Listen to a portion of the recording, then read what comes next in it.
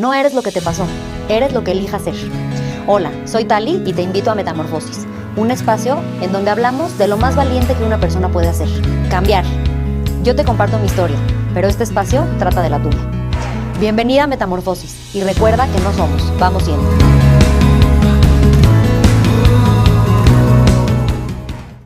Hoy tengo el honor de estar aquí con Nelly, terapeuta, tanatóloga, pero sobre todas esas cosas, una persona que adoro con todo mi corazón y es muy especial para mí. Y bueno, Nelly, gracias por estar aquí. Gracias a ti. Hoy vamos a hablar del duelo. Y yo personalmente, cuando yo pienso en duelo, automáticamente me lleva a una pérdida de una persona física, o sea, de una persona que ya no está.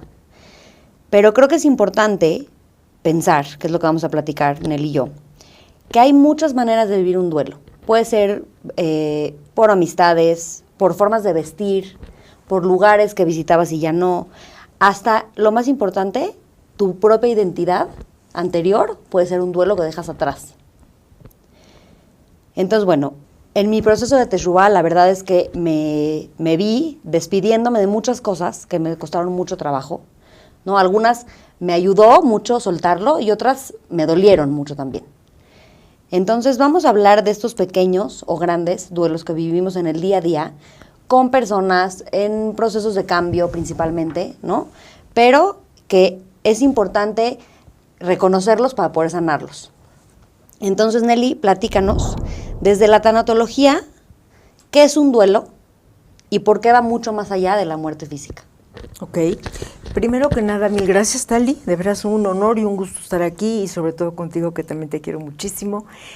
Se me hace que es un tema súper importante, muy honesto de tu parte, hablar de esta parte del duelo por la Teshuvá, porque si bien es un proceso totalmente en beneficio de la persona, del alma de la persona, igualmente trae muchos cambios, muchas pérdidas. No hay ningún cambio sin despedidas, y aquí nos estamos despidiendo de muchas cosas.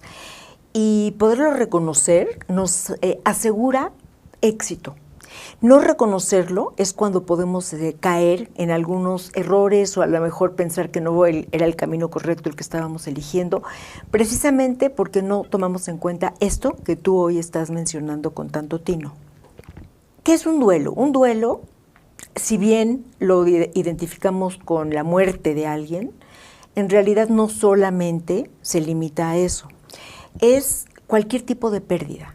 Cualquier tipo de pérdida. Puede ser una persona, una relación, una etapa de nuestra vida, un vínculo con alguien, un país, cosas que yo antes podía hacer y que a lo mejor ya no puedo hacer por alguna enfermedad, por alguna incapacidad, por una decisión propia, como es la Teshuvá, pero cosas que antes yo podía hacer y que ahora, en esta nueva versión de mí misma, y que a veces no elijo, pero que a veces sí elijo, como la Teshuvá, de todas maneras puede haber pérdidas, no puede haber, hay pérdidas.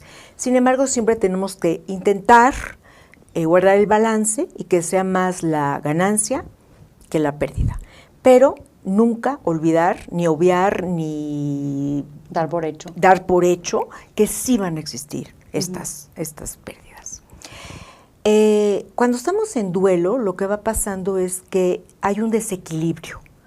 Entonces no estamos en este estado de bienestar, de confort, de autoconocimiento que teníamos antes. Cuando hay una pérdida, nos convertimos en ese momento en alguien más, en alguien diferente.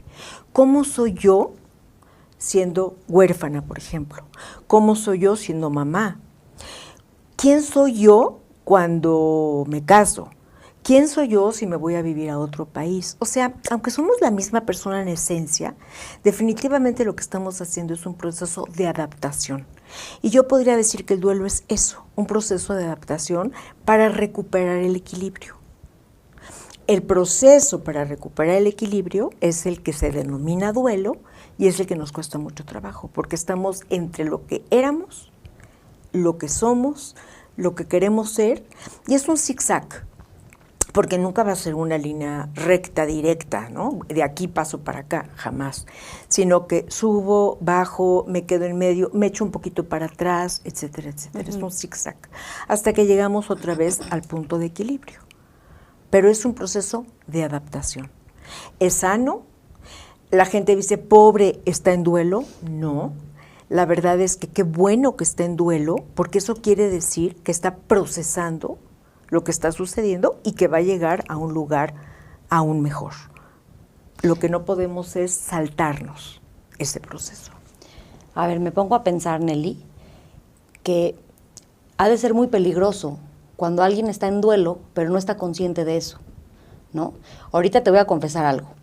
Me estás diciendo esto y me estoy acordando que a mí me costaba mucho trabajo ir a un lugar con cierto tipo de personas. Y le daba vueltas y le daba vueltas. Yo decía, ¿de dónde viene esta incomodidad mía? Hasta que me di cuenta que era porque yo pensaba que tenía que ser igual a ellas, porque yo era esa persona, era como lo que me transmitía. Y entonces estando ahí decía, pero es que no me estoy reconociendo a mí misma, que estoy en un cambio, y como bien dices, nunca viví el duelo, ¿no? De decir, ¿cómo soy ahora siendo religiosa? ¿Cómo soy ahora siendo mamá? No importa el cambio. Claro. ¿No? Pero es muy interesante lo que dices, y además de todo, cuando tomas una decisión positiva, ¿no? Que viene con una pérdida, como que eso te hace shock, porque dices, ¿cómo? Yo decidí casarme, o yo decidí acercarme a Dios, o a la Torá, o decidí tener un hijo, ¿y por qué tiene que haber pérdida? Si es una alegría, si es algo, te debería estar feliz, ¿no? Pero no hay que olvidar, como dices, que un cambio implica, pues, una pérdida de algo, a fuerzas, ¿no? Absolutamente. Y nos han enseñado culturalmente a estar bien siempre, ¿no? A ser felices. Y si estamos mal, algo está muy mal con nosotros. No. A mí me gusta mucho usar la frase que es, lo que tú estás sintiendo es normal ante un proceso anormal. Porque ¿cuántas veces haces cambios en tu vida? Son muchos, muy pequeños, a veces imperceptibles, pero grandes cambios son algunos, muy puntuales. Uh-huh. Y entonces, ante un cambio de esta naturaleza, de esta envergadura, el sentirse mal, el sentirse incómodo, como tú lo estás mencionando, es una cuestión normal, porque la gente lo que te dice es, seguramente tomé una mala decisión porque me estoy sintiendo mal. Y entonces rápidamente claudican y a lo mejor dicen, esto no era para mí, y se regresan al punto A. Uh-huh. Cuando que en realidad, si lo viven no como un estado, sino como un proceso, que eso en términos de duelo es demasiado importante, la diferencia entre estar en un estado y en un proceso. El proceso es algo que va caminando, que va evolucionando, y vas a llegar al punto B. Pero a veces te regresas al A, te regresas un poquito, así vas. Entonces es importante lo que mencionas en cuanto a, si tomo una buena decisión, ¿por qué me siento mal? ¿Por qué estoy tan incómoda? ¿Por qué me molesta cuando mi bebé se despierta 3 veces o 4 veces o 6 veces en una misma noche? Porque estoy muy feliz con la decisión de haber tenido un hijo, pero estoy perdiendo mis horas de sueño. Entonces siempre hay pérdidas y hay ganancias. La cuestión es poder enfocar ambas. La gente optimista, así de manera muy optimista, nos dice, solo enfócate en lo positivo. No. Porque entonces, ¿qué haces con tus emociones? ¿Qué haces con tus sentimientos? Y además te hacen sentir culpable, porque si sientes lo que sí estás sintiendo, resulta que estás mal. Y no estás mal. Eres una persona normal ante una situación que no es normal para ti, que es una nueva situación. Esto que he comentado, voy con mis amigas de antes y ya no soy igual. Creo que es esta parte como de el intermedio entre que todavía no tomo mi nueva identidad que yo elegí y no quiero perder la que ya tenía. Uh-huh. Entonces estoy como en ambivalencia, ¿no? Como que en este puente. Pero es para llegar a algo mejor. Y lo mejor es ser, primero que nada, honesto consigo misma. Me siento incómoda. Y segundo, si hay un grupo de confianza, también poderlo decir. Les voy a confesar que me siento rara, ¿no? Que hoy vengo a lo mejor con el pelo tapado, uh-huh, o con una falda más larga mientras la demás gente anda vestida de manera diferente. Pero poderlo decir, poderlo reconocer, verdaderamente quita todos los estereotipos, quita todos los prejuicios, y la gente nos acepta de manera mucho más natural que si uno trata y no lo logra. Y no hablo con la gente, pero la gente habla de mí. Es mejor hablar con la gente. Ahora, con la gente de confianza, claro. Totalmente. Me encanta lo que dices y quiero agregar nada más que creo que en la parte religiosa es muy delicado porque no sé de dónde venga, pero tenemos creencias muy firmes de pensar como en esta parte de culpa, de que a lo mejor pensar en un Dios castigador, de que si no estoy feliz, entonces estoy haciendo mal, ¿no? O no me va a ir bien. Todas estas creencias que tenemos inculcadas, muy, muy arraigadas, son muy peligrosas. Y como dices tú, no, yo creo que el ingrediente básico para tener una buena relación con Dios, para empezar, es la sinceridad. Y decir, ¿sabes qué? Hashem, no me está gustando, me siento así, me siento incómoda, no le estoy entendiendo a estas reglas que nos mandaste. Claro. Y se vale, porque al final estás trabajando con lo que eres, no con lo que pretendes ser. Y tanta represión, va a llegar un momento en el que va a estallar la bomba. Absolutamente de acuerdo contigo. Yo creo que la gente cuando hace cambios radicales y muy rápidos, no hay que creerles, porque no los van a poder sostener. No los van a poder sostener. Tiene que ser de veras un proceso y entrar en duda y salir de la duda y reforzarse, y llegas a un ambiente como el que tenías antes y te vuelves a cuestionar, hasta llegar a un momento en que uno está tan cómodo, que puede estar tan cómodo en el ambiente original y en el ambiente que uno eligió, porque ya sabes quién eres y entonces ya no te mueve, Tú llegas con quien tú eres, a donde estés, vas a estar muy bien. Pero yo creo que Hashem conoce estos procesos, claro. Él los hizo. Claro. Entonces Él sabe perfectamente que vamos a pasar por eso. Hasta los grandes personajes de nuestra Torá tuvieron momentos de duda. Claro. Entonces, ¿cómo pretendemos nosotros como seres humanos no tener momentos de duda? Entonces, por supuesto que vamos a dudar, la duda está bien. Nuestra religión permite la duda, permite las discusiones, ¿no? Permite las preguntas y las respuestas. No nada más las permite, sino las exige. Exacto. Entonces, esas dudas son completamente normales y eso es lo que nos va reforzando y nos va reforzando. Porque no es lo que me dijeron de afuera, sino lo que yo misma, en mis preguntas y respuestas, en mis ambivalencias, voy decidiendo una y otra vez. Porque yo creo que una decisión, no sé qué piensas tú, Tali, no se toma una sola vez. Sí, claro. Se toma todos los días. Ser mamá es una decisión que se toma todos los días. Correcto. Ser José Bichuba es una decisión que se toma todos los días, porque además las tentaciones y la vida cotidiana están ahí. Y siempre estarán. Y siempre estarán, no las puedes quitar. Entonces me siento muy segura y muy en paz conmigo misma si puedo estar y aquí y allá, pero ya con una identidad bien formada. ¿Por quién? Por mí. Y nunca creer que Dios me va a castigar por lo que siento, por lo que pienso. Somos humanos, tenemos sentimientos, tenemos pensamientos, claro. De eso estamos hechos. Y claro, el alma está queriendo otra cosa, pero en la vida cotidiana pues estamos acostumbrados a algo más. Sí, y no nada más no ocultarlo, sino compartirlo con él. Con gente que te va a entender. Y con Dios. Y con Dios, principalmente. Sí, ok. Nelly, ¿qué tipos de duelo vive una persona que está en proceso de cambio espiritual como la Teshuvá, en general? Pues mira, principalmente despedirse de su antiguo yo, sin recriminarlo, sin castigarlo, sin hacerlo sentir culpable. Era un yo que era el apropiado para esa época de la vida.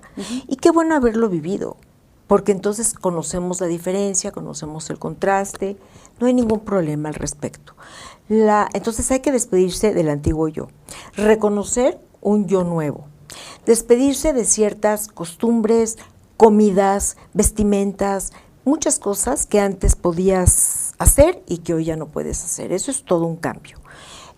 Tal vez no despedirse absolutamente de todas tus relaciones anteriores, pero sí seguramente introducir a tu vida nuevas relaciones que están en la misma, digamos, como situación, la misma frecuencia que tú.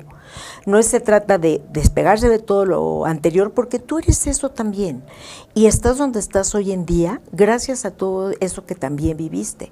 Claro. Entonces no es borrarlo, es integrarlo y ahora tener esta nueva versión de ti misma. Y nunca culparte por lo que hiciste, dejaste de hacer, dijiste, dejaste de decir. La gente dice, pues has cambiado mucho. Sí, claro que he cambiado mucho. A eso venimos a este mundo, a evolucionar. Si somos los mismos a los 50 que a los 20, pues estamos metidos en un problema. Sí, yo me acuerdo de chiquita que nos ponían en las cartas en la escuela de la despedida y así, eres lo máximo, nunca cambies. Yo decía, nunca cambies, creo que es la peor maldición que te pueden decir. Al revés, estamos para transformarnos acá. Claro, estoy acabando secundaria, tengo 15 años y me dices, nunca cambies. Entonces venimos a transformarnos. Hay cosas que vamos a ver hacia atrás. ¿Cómo podía yo pensar de esa manera? Pues pensabas de esa manera y no pasó nada. Es más, gracias a eso y a tu evolución es que hoy estás donde estás. Y las elecciones que estás tomando son gracias a eso también. Entonces, me gusta mucho la palabra integrar, porque no es quitar, no es borrar, no es suprimir, omitir, mentir, desaparecer, es integrar. Soy esto y la combinación es extraordinaria. Totalmente. ¿Por qué crees que es tan difícil soltar una versión anterior de uno mismo?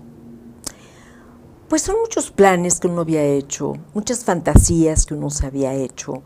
Te veías de cierta manera, tenías como tu vida programada para ciertas cosas y de repente diste un giro que acaba siendo tal vez de casi 180 grados y entonces verdaderamente uno tiene que despedirse de lo anterior.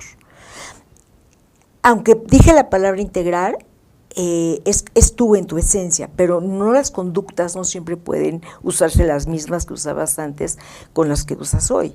Entonces hay ciertas de las que sí te vas a tener que despedir. Algunas te gustaban y las vas a extrañar, cierto, aunque sabes que para tu alma es mejor lo que estás eligiendo hoy, y algunas otras no las vas a extrañar y vas a decir, wow, ¿en qué momento se me ocurrió hacerlas, no? Comportarme de esa manera. Pero de todas maneras, tienes que cambiar tu forma de verte a ti misma. Y después de que la gente te vea a ti. Y después lidiar con la crítica de los demás. Porque nunca va a faltar alguien que te va a decir, me gustaba más antes, me relacionaba contigo mejor antes, nos entendíamos mejor antes. Pero bueno, ese antes también existió. El cariño puede persistir, sin embargo, si tanto cariño hay, me vas a tener que aceptar con esta nueva versión. Pero si sentimos un poco de rechazo, un poco de crítica, como seres humanos, es normal que nos cuestione. Pero hay que regresar al por qué decidí lo que decidí. Es muy fácil caer en esto, pero ¿por qué estoy decidiéndolo? ¿Cómo me siento cuando hago tal? ¿Cómo me siento cuando hago tal? Hacernos caso, escucharnos, porque muchas veces escuchamos a la gente y nos dejamos de escuchar a nosotros mismos. Y tener un buen grupo de apoyo. La Teshuvá no puede ser un proceso solitario, tiene que ser un proceso donde te apoyes de gente que está pasando por ese proceso, que ya pasó por ese proceso, alguien que realmente te pueda comprender y al mismo tiempo tú compartírselo a la gente que no está en ese proceso. Abiertamente, ¿no? Sin ningún reparo. Sí. Sí. O sea, me gusta mucho el ejemplo de que nada es blanco o negro. Tienes que encontrar tu gama de grises. Pero es muchísima presión vivir pensando que es o blanco o negro. Porque dices, ¿cómo? Pero tú ya te hiciste religioso, entonces ya no puedes ir aquí o ya no puedes hablar así. O sea, ¿cómo? Soy un ser humano que también está en proceso, que también tiene sus dificultades, ¿no? Entonces, y como dices, o sea, tratas de soltar partes de ti, pero hay partes que no quieres soltar todavía y está bien porque estás en proceso. Absoluto. Y sí, tenemos que estar todo el tiempo, tienes que tener un sentido del por qué haces las cosas, ¿no? Yo creo que cuando, por ejemplo, una mitzvah, tú compras una mitzvah, ¿no? Te la venden diciendo que Shabbat es lo máximo. Entonces, te ilumina la cara y dices, es que sí, Shabbat es lo máximo, voy a estar con mi familia, voy a descansar, es un día de conexión, perfecto. Y llegas a tu casa a cuidar Shabbat y de repente, pues, todos se van al cine, a hacer sus cosas, no hay comida, entonces te tienes que preparar ahí una lata de atún y tú piensas, bueno, a mí me dijeron que Shabbat es estar con la familia y es estar conectado y es comer rico y nada de eso lo estoy viviendo. Entonces me la vendieron mal. Entonces no es de que te la vendieron mal, es que tú tienes que ponerle tu propio sentido. O sea, hay un ideal y hay una regla y hay un objetivo de por qué fue hecho la mitzvah y qué es el bienestar que nos va a dar. Pero independiente de eso, eres un individuo y tienes una personalidad única, gustos únicos, una vida que solamente tú la puedes vivir. Y a cada una de las cosas que hagas, le tienes que poner una intención tuya, una intención personal. ¿Por qué me llena hacer esto? Y como dices, lo que me llena hoy no me va a llenar mañana. Pero tú estar en contacto contigo misma, creo que te evita un poco la parte de estar perdiendo y perdiendo y perdiendo y estar un poquito ganando más de lo que estás perdiendo. Yo me acuerdo una vez que me invitaron a una escuela a hablar una conferencia de cómo pueden las niñas como lidiar con la familia cuando no es religiosa, por ejemplo, cuando las cuestionan cosas que hacen. Entonces, desde que me dijeron el tema, yo dije, no sabía qué decir. O sea, más bien, era como cómo contestarle a la gente para poder defenderte, algo así entendí. Y entonces agarré y dije al final, creo que la única manera en que te pregunten y no te mueva es que lo tengas tú seguro.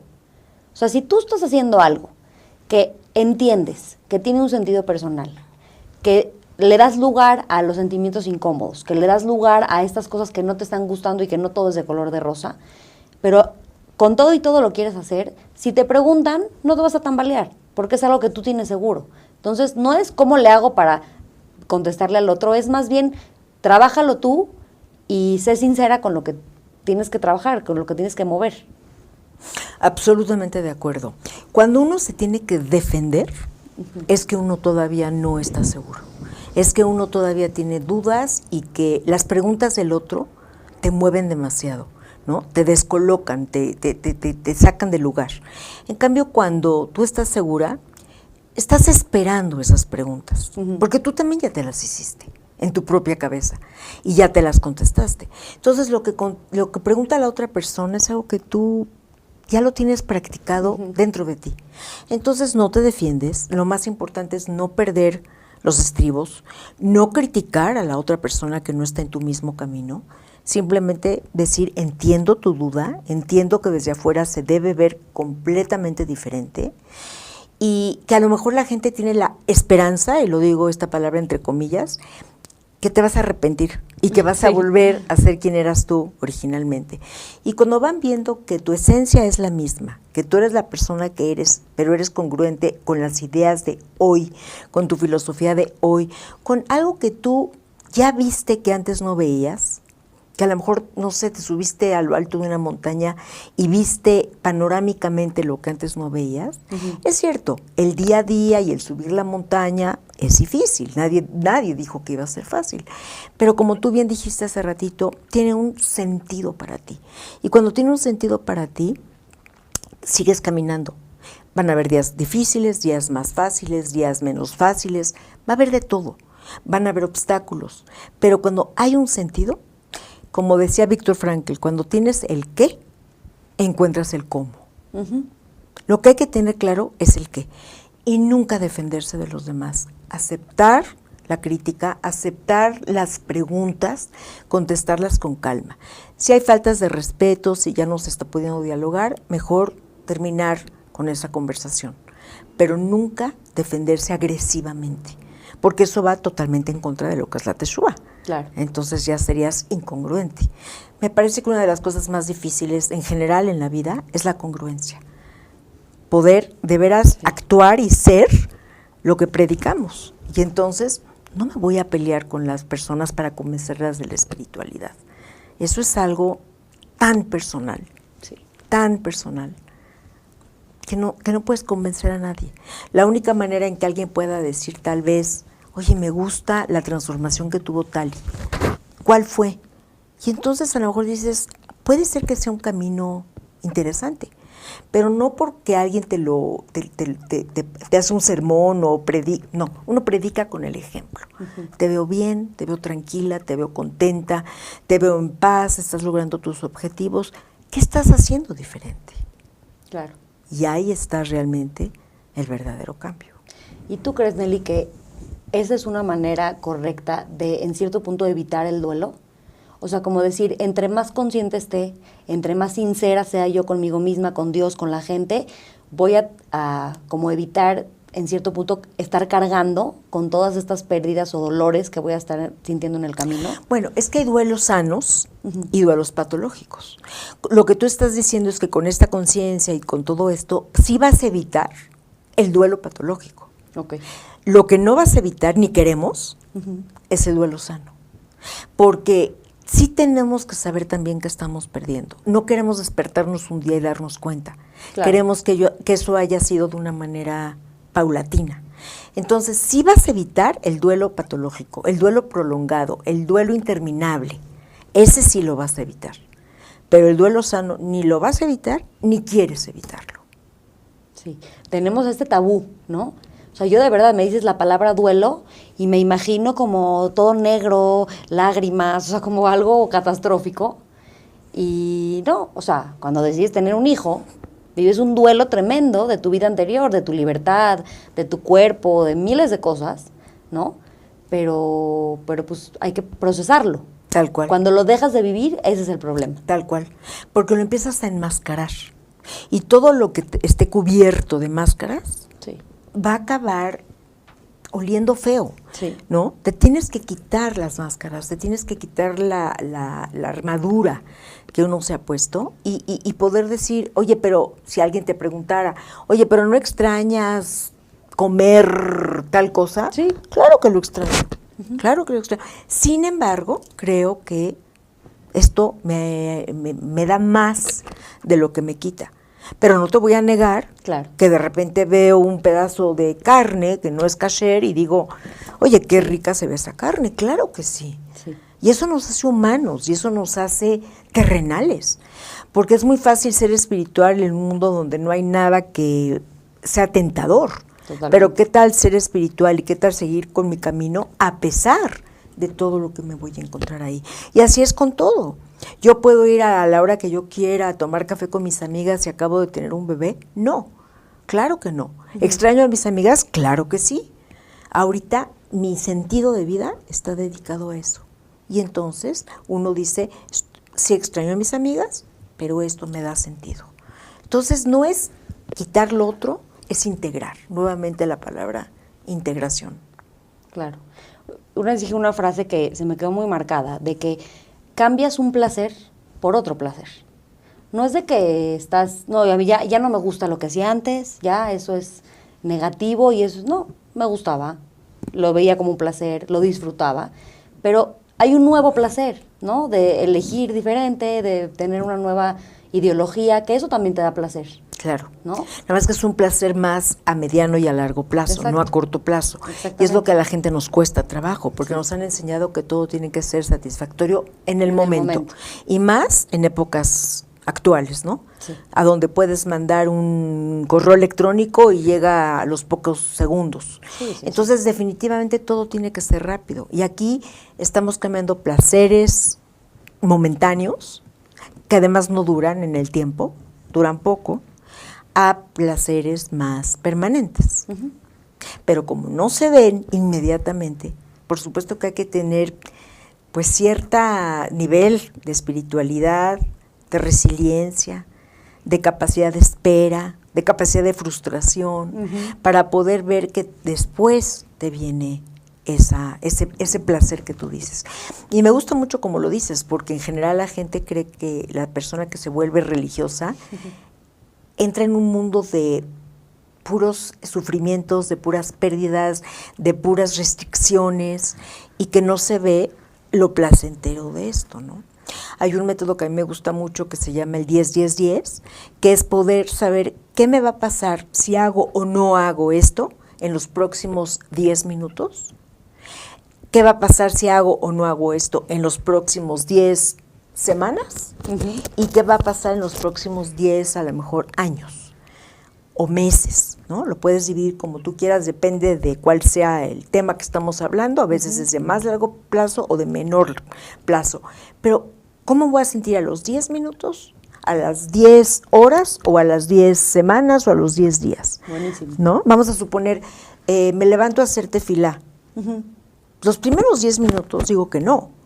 Porque la verdad que flojera, está rica mi cama, no me quiero levantar a hacer tefilá, entonces no lo hago. Pero si yo me pongo a pensar, ¿y qué va a pasar las próximas 10 horas de mi día? Que mucha gente esto lo entiende muy bien con el ejercicio. ¿Qué va a pasar si me levanto a hacer ejercicio? Las próximas 10 horas de mi vida van a ser mucho mejores que si no hice la tefilá o que si no hice el ejercicio. ¿Y qué va a pasar al término de 10 semanas o de 10 años? Entonces, usando el método 10-10-10, uno puede saber lo que está perdiendo. Me levanto de la cama, tal vez es invierno, tal vez hace frío, tal vez está lloviendo, pero me levanto de la cama y a los 10 minutos me voy a sentir mal, pero después bien y luego mejor. Entonces, el método 10-10-10 sirve para tomar muchas decisiones en la vida. Está excelente, está excelente. Y ahora, Nelly, ¿qué tip nos puedes dar para poder darnos cuenta que estamos viviendo un duelo? ¿No? Porque hay veces es visible, a veces se siente, a veces es algo muy obvio, pero hay niveles también de duelos, me imagino. ¿No? Hay algo más pequeño, algo más grande, algo más significativo. Entonces, ¿cómo los podemos detectar para poder trabajarlos, pues obviamente lo antes posible? Claro. No, y es una excelente pregunta porque hay pérdidas que son invisibles, que no se ven. Es muy fácil cuando ves que alguien perdió un ser querido o, Dios no lo quiera, alguien perdió un miembro de su cuerpo. Eso es algo muy visible. Pero hay otras que son tan internas que en realidad no se ven. Y cuando te preguntan qué perdiste, ni siquiera puedes decir claramente qué perdiste, porque no es algo específico, es todo un proceso de transformación. Entonces, esos se llaman duelos invisibles, ¿no? Duelos secretos o duelos enmascarados. Entonces, lo que tenemos que hacer es detectar en qué pequeñas cosas hemos cambiado. A lo mejor me levanto con menos energía, o a lo mejor me levanto con mucha energía y la voy perdiendo a lo largo del día. A lo mejor estoy más irritable que de costumbre. A lo mejor lloro por cualquier cosa. A lo mejor estoy en un periodo de mucha nostalgia y entonces estoy todo el tiempo pensando en mi antiguo yo y lo que hacía y lo que ya no voy a hacer. Entonces estoy todo el tiempo en esta como nostalgia, como tristeza, como reflexión continua, que la reflexión es muy buena, pero no cuando nos lleva a un lugar oscuro, ¿no? Podemos reflexionar y luego salir y volver a entrar, volver a reflexionar y volver a salir, pero que esto no se instale como un estado permanente. Muchas veces las personas de afuera son las que nos dicen te veo irritable, que nosotros no nos damos cuenta en nuestro diario vivir de nuestra propia transformación. Que alguien te diga te veo más irritable que de costumbre, te veo como que a lo mejor no estás poniendo atención a tu aspecto físico, ¿no? A tu arreglo personal, no estás llegando a ciertos compromisos. Entonces uno se puede detectar este tipo de cosas en la comida. Se da uno cuenta, uno puede comer de más o uno puede comer de menos, puede ser cualquiera de las dos. O los patrones de sueño, a veces uno quiere dormir, como para no enfrentar, o hay veces uno simplemente no puede dormir por tanta inquietud, porque como bien dices, hay diferentes tipos de duelo y además cada persona responde diferente. Hay gente que duerme de más, hay gente que duerme de menos, etcétera. Entonces hay que estar como muy aware, muy como alerta a nuestros cambios y a escuchar a gente de confianza y a gente que nos los dice desde un lado muy constructivo, oye, te veo distinta. Y a lo mejor en ese momento decimos, no es nada, pero nos dejaron con la pregunta, nos dejaron con la duda. Entonces nos vamos a nuestra propia intimidad, a nuestra propia casa, ¿no? Y decimos, ¿realmente me estará pasando algo? Ahora, escribir sirve muchísimo. Y además de escribir a mano, no escribir tecleando, sino que hay una conexión entre la mano y el cerebro, que es muy importante, y que cuando uno escribe a mano, las ideas van fluyendo. Y cosas que yo misma no sabía que yo sabía, ¿no? Cosas que yo no sabía que yo pensaba, cuando las escribo, aparecen. Y entonces las puedo leer y entonces puedo decir, ok, no me he dado cuenta que extraño esta parte de mí. Entonces, hacer como un tipo de diario para poder ver también cómo va siendo mi evolución. Y de veras te descubres a ti misma, es un autodescubrimiento. Hablar en voz alta contigo misma, grabarte, hablarlo con alguien, conversarlo, ir a una terapia. Son maneras que te ayudan a ver que algo está pasando en tu interior, que no es malo. Como tú bien lo dijiste hace ratito, es un tabú hablar de duelo, pero no es malo, al contrario. La gente inteligente, la gente espiritual, la gente profunda, reflexiona. Totalmente. ¿Hay más dolor, hay más conciencia? Sí. Sí. Crecer duele. Sí. Siempre que crecemos vamos a salir de una zona de confort. Y eso no quiere decir que vamos a vivir incómodos. Quiere decir que el proceso es incómodo y que después decimos, valió la pena. Y como la frase lo dice, porque decimos mucho esta frase sin ver lo que realmente quiere decir. Quiere decir, tuve una pena, a lo mejor la pena de dejar de ponerme la ropa que a mí me gustaba, pero esto que estoy viviendo lo valió esta pena. Entonces, ¿te valió la pena, Tali, hacer teshuvá? Valió la pena. ¿Pasaste por penas? Sí, claro que pasé por penas. Pero aquí estoy y estoy mejor. Claro, y ¿sabes qué? Me puse a pensar que, hablando un poco del sentido, no quiero que suene como que todo es de color de rosa y siempre tienes que saber perfectamente por qué haces las cosas y eso es como tu motivación para hacerlas. Pero a veces tu motivación es porque confías, ¿no? O sea, yo me acuerdo muchas de las mitzvot que hice, me tardé años en entenderlas y muchas de las mitzvot que hago no las entiendo a la perfección. Claro. Pero no pierdo mi propio sentido. O sea, a lo mejor escoges una o dos mitzvot que dices, estas no las entiendo, pero confío en que hay algo ahí que voy a aprender.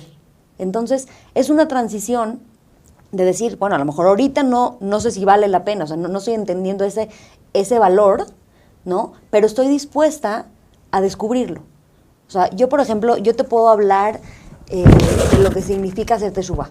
Y desde ahorita, donde estoy parada, digo, wow, me cambió la vida, fue algo muy significativo, todo lo que aprendí, wow. Pero tú tienes una vida distinta a la mía, tienes un contexto diferente y eres otra persona.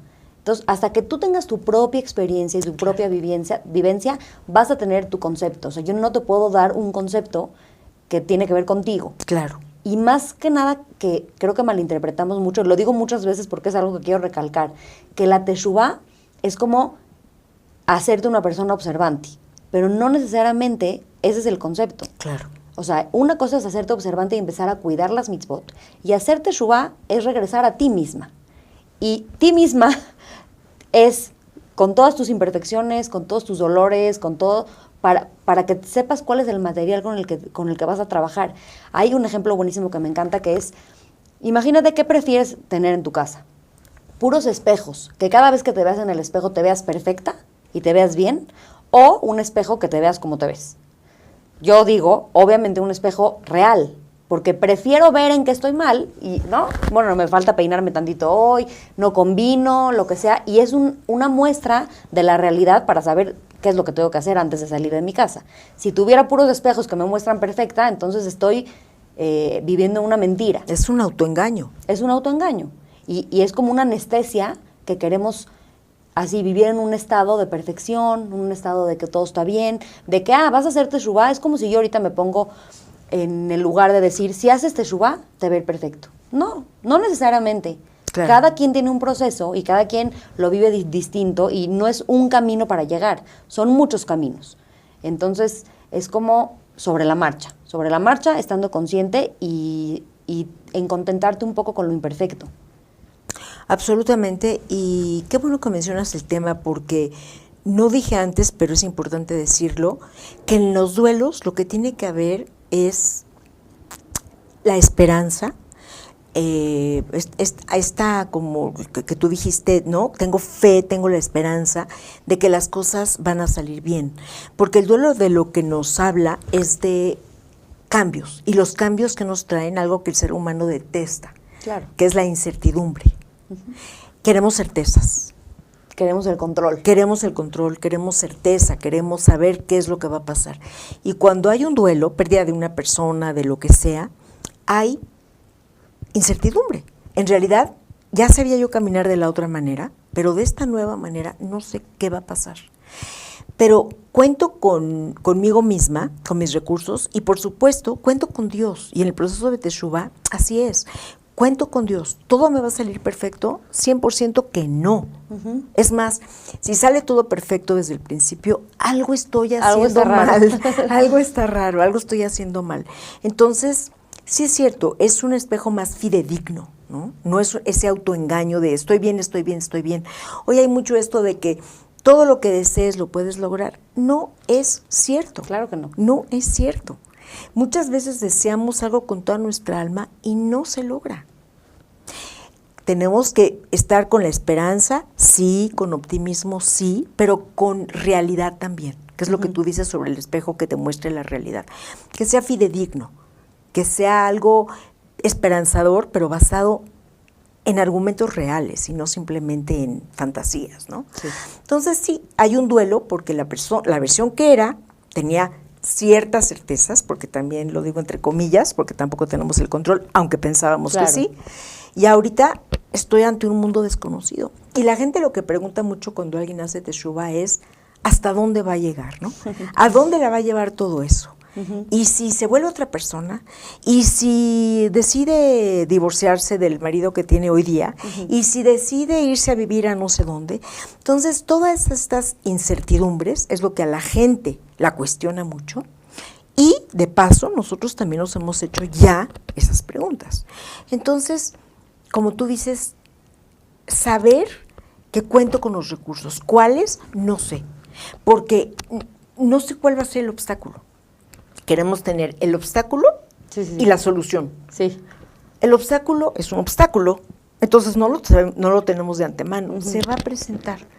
Pero confío en Dios y confío en mí misma, que traigo una maletita llena de recursos, muchos. ¿Cuál voy a usar en ese obstáculo? No sé. A veces es un martillo, a veces es un desarmador. No sé, depende el obstáculo. Entonces, también como darte esa libertad de caminar con esta fe, ¿no? Con esta esperanza, con esta voluntad de decir, aquí estoy y creo que voy a poder, y cuando se presente, lo resuelvo. No lo quiero resolver antes en mi cabeza. Eso solo nos trae ansiedad. Totalmente. Todo lo que pasó en el pasado y lo estamos recordando y nos estamos dando latigazos es depresión, nos lleva directo a la depresión. Todo lo que es futuro y qué va a pasar y si esto, pero y si lo otro, pero y siempre las frases que empiezan con y si, nos llevan a la ansiedad. El chiste es vivir en tiempo presente. Hoy esto. ¿Y qué tal si mañana tus hijos no quieren ser religiosos? Ya veré. Claro. Ya veré, ¿no? Sí. En ese momento, con las herramientas que yo tengo y con la ayuda de Dios, lo voy a resolver. Sí. Y qué importante aceptar el dolor y aceptar los momentos incómodos, porque es muy importante querer resolver. O sea, es como muestra una parte de tener iniciativa para salir adelante y ser positiva, y es algo básico en la vida, 100%. Pero no darte el momento de recibir el dolor para después resolver y querer resolver inmediatamente, te saltas un paso. Totalmente. ¿No? O sea, es como saber medir. Bueno, ahorita me siento triste, no sé si te ha pasado, pero cuando, por ejemplo, te peleas con alguien y no te quieres pelear, que es algo positivo, pero estás, bueno, me hizo esto, pero es que es muy bueno en esto, y es que el otro día me dio un regalo, y es que el otro día, no tiene nada que ver. Claro. ¿Qué te está molestando ahorita? ¿De qué te está doliendo ahorita? Entonces, vívelo, acéptalo, sin buscar solución, primero que nada. Me duele, me incomoda, me hace sentir triste, me aleja de mí, y nada, hasta ahí llegué. Y luego ya poder empezar a buscar una solución con las herramientas que tengas. Absolutamente. Esa es parte del proceso de duelo, efectivamente, ¿no? Reconocer, nombrar, porque es muy importante nombrar, ¿no? La emoción en sí, nombrarla, escribirla, procesarla, digerirla, y tiempecito después, depende el grado y todo, unos días después, unas horas después, ya veremos, empezar a solucionar. Pero tienes razón, no al momento, porque al momento lo más probable es que vamos a maquillar. Exacto. No vamos a irnos al fondo del asunto, solamente para quitar la incomodidad. Y necesitamos vivir la incomodidad. ¿Cómo quito algo que ni siquiera he recibido? Exacto. No lo he ni asumido y ya lo quiero desterrar de mi vida. Lo tengo que aceptar. Que vivir. Lo tengo que vivir, lo tengo que aceptar. Sí. Como dice Shlomo Amelech, dice que hay tiempo para todo y hay tiempo de llorar. Entonces, el tiempo de llorar es para llorar. Tal cual. Vívelo. Tal ¿no? cual. Y hablando un poquito de las herramientas, Nelly, ¿qué herramientas prácticas crees que existen para transitar un duelo interno? Creo que hemos mencionado algunas, pero definitivamente es el escribir, el leer acerca del tema, el hacer ejercicio físico, una caminata, cuando caminamos como que pensamos de manera diferente que si estamos acostados. Entonces tenemos que estar verticales y en movimiento y entonces las ideas fluyen de manera diferente. Está comprobado que no pensamos lo mismo acostados en nuestra cama, dándole vuelta a un asunto, rumiándolo, que levantados, ¿no? Además como vestidos, ¿no? En una forma como que te sientas una persona como con poder, una persona formada, hecha, ¿no? Y que estés en movimiento por la vida, ves el mismo problema de manera diferente. ¿Cuántas veces nos hemos despertado y pensamos, no es tan grave, ¿por qué estaba ayer tan agobiada por esto? Porque lo estoy viendo distinto, horizontal. Tengo que estar vertical y en movimiento. Puedo cuidar más que nunca mis hábitos de alimentación, porque cuando solemos tener un problema, en lo que menos pensamos es en eso y lo hacemos de manera automática, y a veces lo más fácil es lo menos sano, ¿no? Entonces, como lo primero que me encuentre, y cuando estamos en cualquier proceso de duelo, por cualquier situación de la vida, cuidar de más la calidad de lo que comemos, claro, la cantidad, la calidad. Nuestros patrones de sueño son indispensables. No dormir mete al cuerpo en un estado de estrés biológico que finalmente no podemos pensar bajo ese estrés. Entonces tenemos que dormir y al día siguiente vamos a ver las cosas de otra manera. Pero este ciclo de sueño es demasiado importante. Hablar con gente de confianza, buscar cosas que me den placer, ¿no? Que me gusten y que sean congruentes con los cambios que estoy haciendo o con los duelos que estoy viviendo, pero que me dé algo de placer. Si me da placer leer, si me da placer escuchar algo de música, si es posible hacerlo, porque todo eso regula el sistema nervioso. Y para yo enfrentar un obstáculo como el que estoy enfrentando o un cambio como el que estoy enfrentando, mi sistema nervioso tiene que estar regulado. Claro. Entonces, son como pequeños tips para poder transitar estos duelos.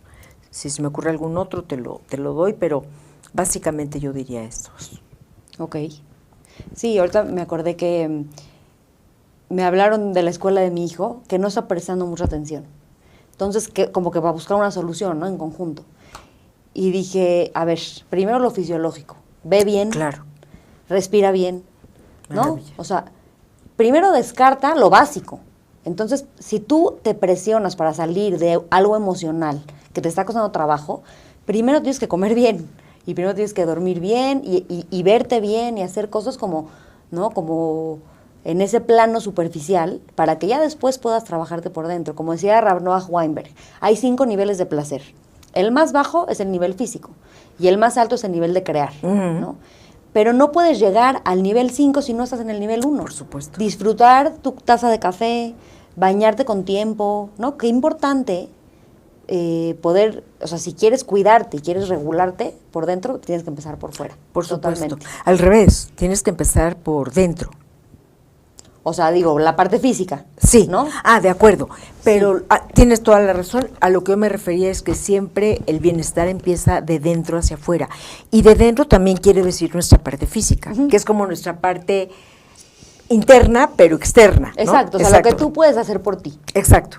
Exacto. Sí, porque no es las circunstancias las que me van a hacer mejor o cambiar o hacer más feliz. Soy yo la que me voy a enfrentar o voy a estar respondiendo a las circunstancias de manera distinta dependiendo de cómo estoy.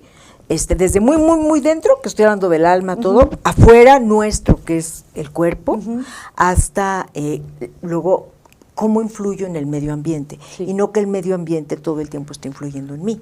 Porque Sí. ahí vemos claramente como dos personas que a lo mejor están sometidas a la misma circunstancia, Sí. una reacciona de una manera, otra reacciona de otra manera. Entonces ahí está claro que no es la circunstancia, es lo que yo miro, es lo que yo veo, es lo que yo interpreto de esa circunstancia. Totalmente. Entonces, totalmente hay que sentirse empoderado, y lo digo como una palabra positiva, porque se ha usado mal también la palabra empoderamiento, pero desde un poder sano me siento en poder. Entonces, si estoy vertical, si estoy bien limpia, ¿no? Arreglada, si estoy caminando, eso me da la sensación de poder, ¿no? De energía. Y entonces desde ahí puedo tomar mucho mejores decisiones que estando Claro. en una cama, ¿no? Llorando, con las cortinas cerradas, etcétera, etcétera. Sí, sí, sí. Entonces no es negar la tristeza o la depresión, pero es qué hago para que esta tristeza me sirva para continuar. También la tristeza es una energía, Sí. sabiéndola usar. Sí, sí, sí, sí. ¿Hay algún ejemplo o experiencia que hayas acompañado que pueda ayudar a quienes están atravesando algo similar? Y te lo digo, ahorita que pensé algo muy interesante, que mucho pensamos en la persona que está haciendo Teshuvá, ¿no? Porque son muchos cambios que él, aunque decidió hacerlo, lo está viviendo, ¿no? Pero también me pongo a pensar en toda la gente de alrededor de esta persona, ¿no? Cómo lo sufren también los papás, los hermanos, los amigos, que al final es un duelo que están viviendo sin ni siquiera tomar ninguna decisión por ellos mismos.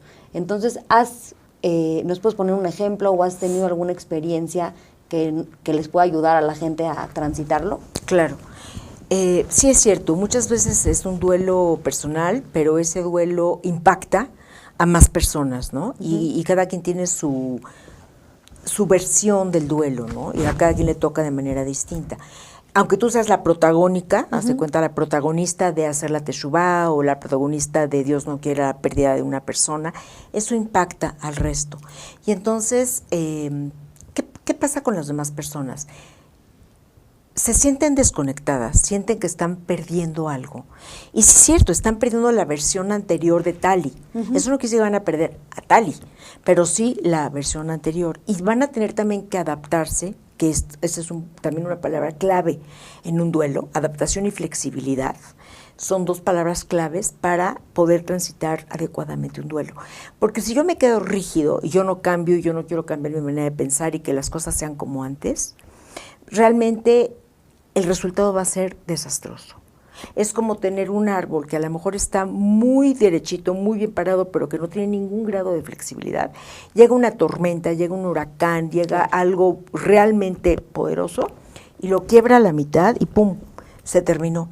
En cambio, vemos que sobreviven a veces arbolitos que no hubiéramos pensado que iban a sobrevivir, delgaditos, chiquitos, pero que tienen algo muy importante, flexibilidad, adaptabilidad. Entonces el viento va para acá, se van para acá, el viento se va para acá, se van un poquito para acá. Y cuando termina este huracán, se vuelven a quedar en su posición, no se rompieron de tajo. Entonces tenemos que ser adaptables, flexibles,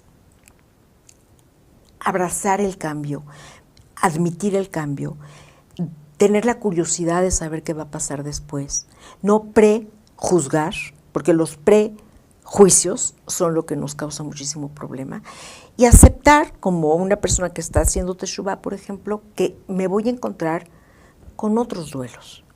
Yo no se los voy a resolver, es un duelo que tiene que resolver el otro, pero sí lo puedo comprender, sí lo puedo entender, y muchas veces sus respuestas, sus preguntas, sus interrogantes, sus críticas vienen desde el dolor, ni siquiera vienen desde el enojo, ni siquiera vienen desde el quererme cambiar, es desde el miedo a la incertidumbre, lo que hablábamos antes.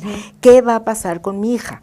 ¿Qué va a pasar con mi hermana? ¿Qué va a pasar con mi tía? ¿No? Entonces ya no voy a poder verla, ya no me va a aceptar la vida como yo la llevo, y entonces están viviendo miedo.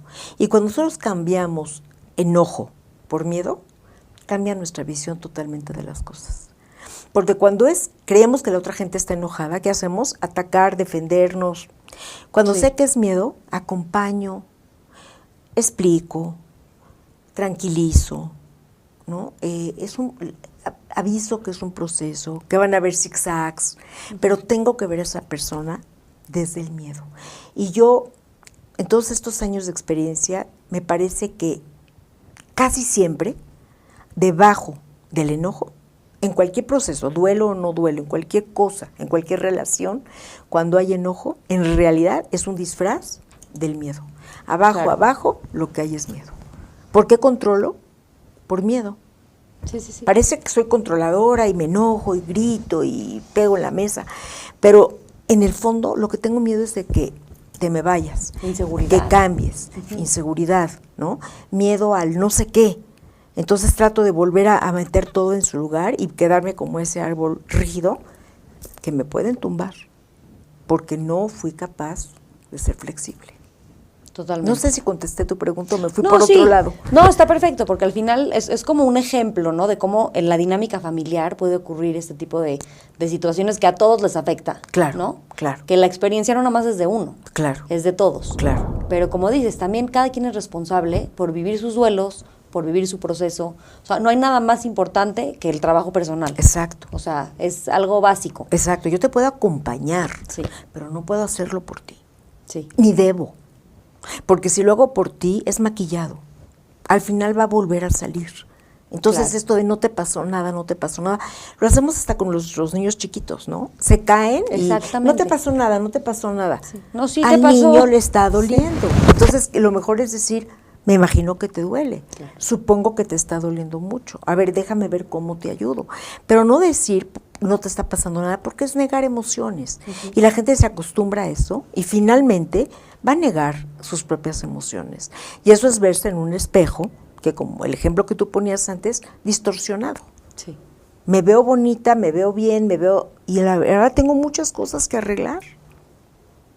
Qué mecanismo de defensa tan poderoso el, no, estoy bien, todo va a estar bien, todo va a pasar bien, ¿no? O sea, como es esta parte de negación. Me voy a poner un escudo, pero claro, se convierte en una negación.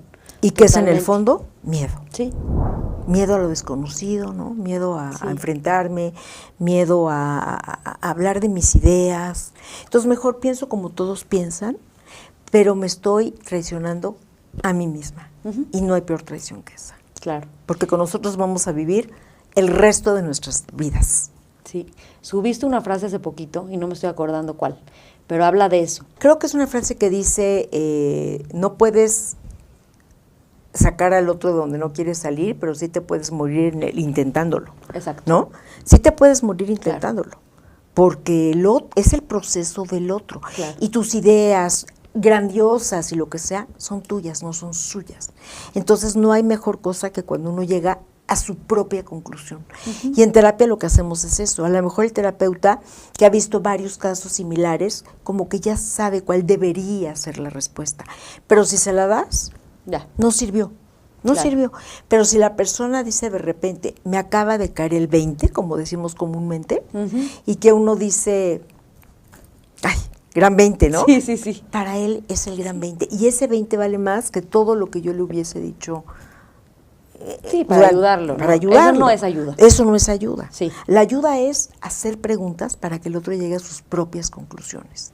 Y entonces también da una sensación de empoderamiento positivo, a donde yo tengo el poder de reflexionar, de pensar, de concluir, y que tampoco voy a depender de una terapia eternamente, porque me enseñaron a pensar. Y a la persona, pues como bien dice también nuestra Torah, hay que enseñarle a pescar.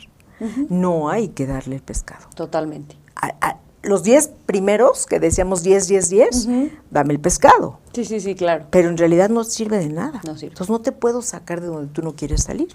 Y si sí quieres salir, te tengo que ayudar, dándote herramientas, a hacer tu trabajo. Claro, pero no ayudarte a costa mía. A costa mía tampoco, ni a costa tuya, dándote la solución. Sí. Crecer implica esfuerzo. Como dijiste, ¿no? Que se dice adolescencia porque adolecen, porque les duele crecer, y crecer duele. Claro, claro, crecer duele. Y no hay cambios sin despedidas. Y lo que queremos hoy en día, que no hay tolerancia a la frustración, es lo quiero todo. Y no hay todo. No hay todo. Un signo para mí muy importante de madurez es cuando sabemos elegir. todo no se puede, Totalmente. ¿no? Pero la gente quiere todo. 100%. Y Nelly, si nos quieres compartir, ¿cuál ha sido la mayor o una de las metamorfosis que hayas tenido en tu vida? Mira, yo creo que han sido varias. A mi edad yo he pasado por varios cambios importantes. Algunos costaron más trabajo, algunos costaron menos trabajo. Tal vez voy a elegir platicarte por qué decidí estudiar tanatología, que no es una profesión, digamos, muy popular, porque obviamente habla de la muerte, de duelos, de pérdidas, ¿no? Y como tú bien lo dijiste, es un tema tabú, es un tema doloroso, y entonces como quienes usan el juicio, quisiera algo así, ¿no? Inicialmente soy terapeuta, pero después me encontré con una especialidad de tanatología, y eso de me encontré es... Ella me encontró a mí, yo la encontré a ella, porque yo creo que estaba hecho para que así sucediera, ¿no? Mi papá murió cuando yo era bastante joven, tenía yo 29 años, estaba yo embarazada de mi última hija. Fue un duelo difícil porque era como la ambivalencia que sucede mucho en los duelos, de la alegría de una nueva vida que iba a llegar dentro de un par de meses, claro, y la muerte de mi papá. Vi una mamá que también, ella ya murió hace menos tiempo, pero que tuvo un duelo muy complicado, muy difícil. Eran una pareja realmente muy buena pareja y no se lo esperaba. Mi papá tenía 63 años, muy, muy joven. Cuando yo pienso que yo ya rebasé la edad que él tenía, wow, me sorprende muchísimo, que yo a él lo veía ya como un señor grande, pues era mi papá, pero claro, en realidad ahora que lo veo era una persona realmente relativamente joven. 100%. Y murió, mi mamá le costó varios años, de veras, varios años transitar ese proceso, y me parecía como que tendría que haber algo diferente, no evitar el duelo, como lo hemos dicho aquí continuamente, sino hacerlo de otra manera, tal vez sufriendo menos, no que duela menos, sino sufrir menos. Y aquí quiero hacer un paréntesis para hacer la distinción entre dolor y sufrimiento, porque los dolores en la vida los vamos a tener sí o sí. Desde el momento que uno nace, es más, nacer duele, claro, a la mamá y al bebé, porque está pasando por un proceso, ¿no? Duele, pero del dolor, que es momentáneo, que es algo necesario, que es inevitable, al sufrimiento, que es prolongarlo en el tiempo, tal vez hacerlo tóxico, patológico, hacerlo mucho más...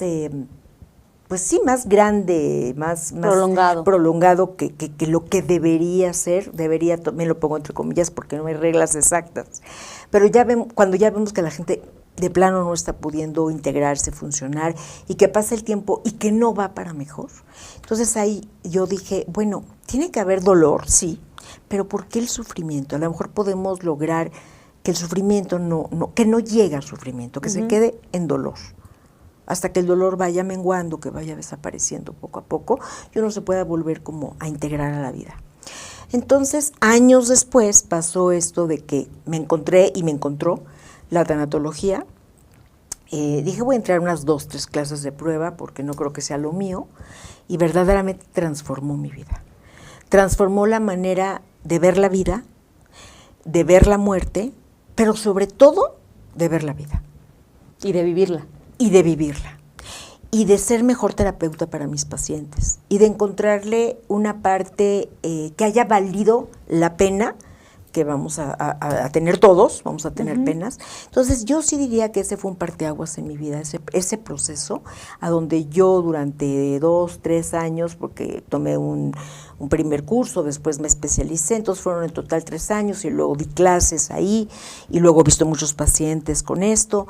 Entonces, definitivamente, mi punto de vista de la espiritualidad, de la vida, de la muerte, de las pérdidas, de los obstáculos, de las carencias, todo eso me ha cambiado, y creo que eso me ha ayudado a otros cambios, a otras metamorfosis bien importantes que tuve después. Qué interesante cómo a veces las transformaciones más grandes que tenemos surgen a partir del dolor. ¿no? 100%, y yo siempre lo digo que esta profesión se la debo a mi papá, ¿no? Y siempre lo hago como es como un cabodo hacia él. Increíble. Y ojalá pueda yo ayudar gente, pero si ayudo gente, ese es su nombre también.